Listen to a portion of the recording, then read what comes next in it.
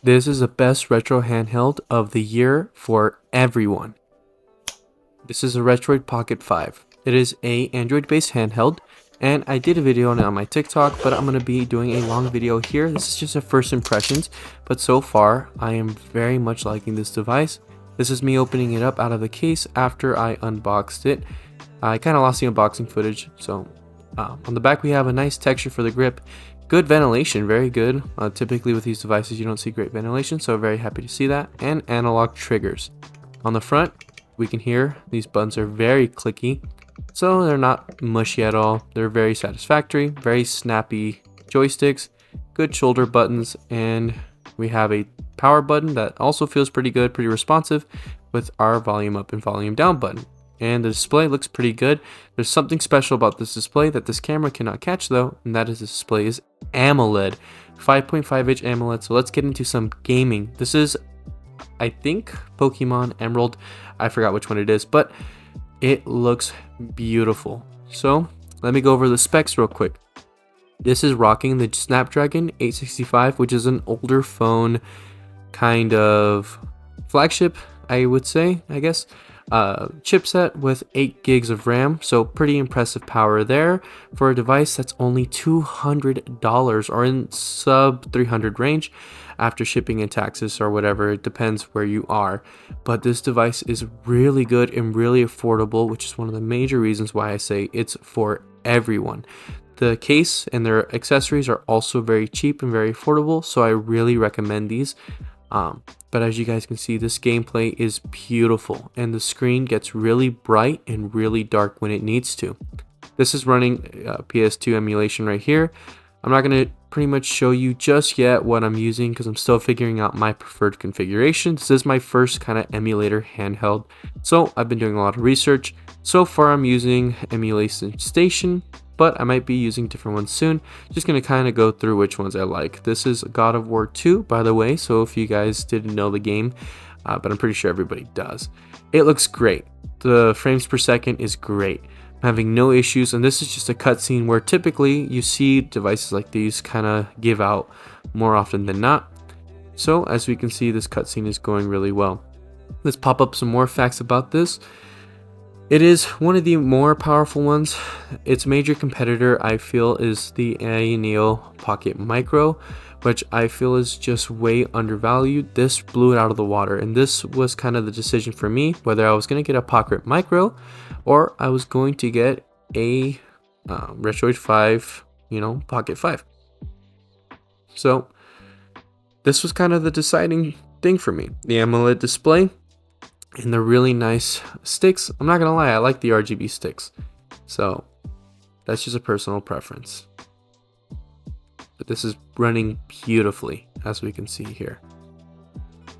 Going into gameplay, this is just pristine. I'm doing, I think, 2x resolution here, and it is just playing. It just does the job. There's no frame drops. I think it's running at 60 frames per second, maximum dropping at like 55. Of course, there's going to be stutters here and there, like any kind of emulator would have, but that can be more based on whichever drivers you use or whichever emulator you use. So it really depends on what you are doing with it. That can kind of give you a stutter or not, but I think so far I didn't get any stutters into the gameplay here.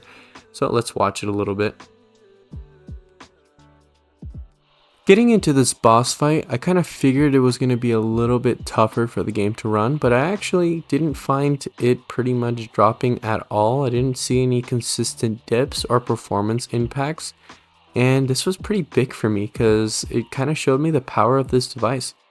The reason why I say this is a better device for most people and all people is not only the price, which is, $200 in opposed to something that's like $700, $800, like those typical Windows handhelds, but it is Android, where you can just kind of turn it off and come back to your game at a later time. I think that's a lot better for most people, in opposed to those Windows handhelds where you're going to see, your game log out, pretty much end, and you're going to have to load it back up, especially if running Steam. So we're going to go into some Fortnite here.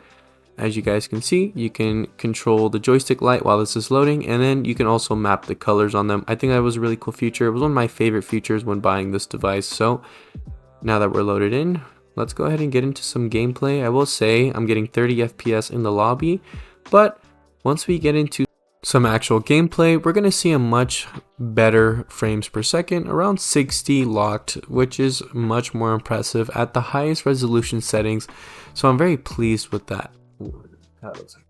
And at no point did I ever find myself feeling uncomfortable playing this. If anything, I felt more comfortable playing on this device, being that I played with a PS Vita my whole childhood, than typically playing with a regular controller. I really did enjoy this experience, and once I got the hang of it, it wasn't too bad. Now, I didn't get any film of myself getting the hang of it, but I will tell you guys that it was very enjoyable, and it was a very awesome experience with this device.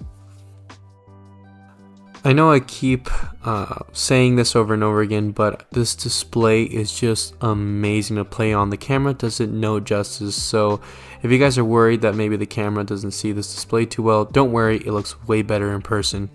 So as you can see here, it's still going to have some issues here and there, like it would typically with Fortnite, having issues loading sometimes, but ultimately it was all very, very tolerable. It didn't do anything I didn't expect, which is really good out of a device like this. If it's giving you unexpected errors or unexpected reactions, it's typically a bad sign. And on this device, I didn't really get anything I didn't expect. I will say also too, this AMOLED display looks amazing. It looks great to me, and it was really a blast. I could find myself playing games for hours on this and not getting tired, not getting bored. It was just overall a very pleasant and a very great experience. So let's get into why this is good for a lot of people on my channel, which is, ethical hackers and people like that. This is really good because it is an Android build, so it can run apps like the Flipper app, Termix, which I'll show later, the Chameleon GUI, which I'll show later. It runs apps like these, which you would typically need a phone. Also on Termix, you can also do things like run a Proxmark device kind of script, which is what I like to do. I like to use my Proxmark on this device a lot, and I'll display doing an HF scan that it completely does work and it does communicate well with my device. So let's go ahead and run this script real quick. HF tune.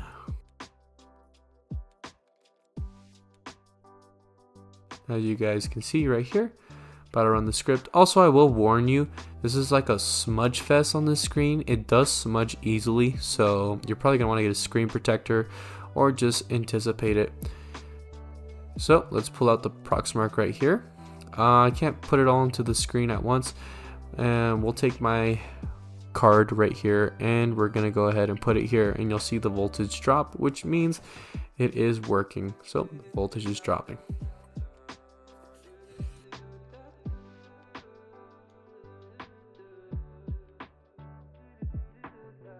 Now let's go to the Chameleon Ultra GUI, which is a very nicely refined app for the Chameleon Ultra. And as you guys can see here, it is picking it up right away. So it's very fast Bluetooth connection. It's a very fast device in general. And as you see here, it does recognize my preloaded slots. So it's very nice. All in all, I do like this device. I will recommend it to anybody and everybody. This device can get real bright and real dim depending on your settings.